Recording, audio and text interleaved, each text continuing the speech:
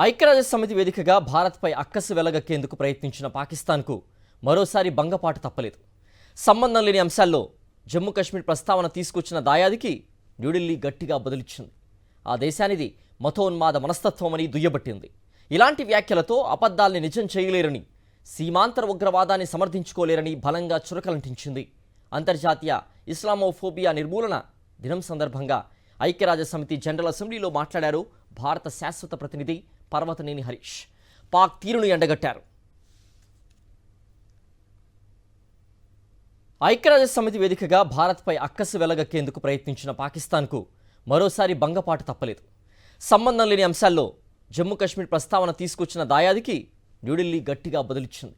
ఆ దేశానిది మతోన్మాద మనస్తత్వమని దుయ్యబట్టింది.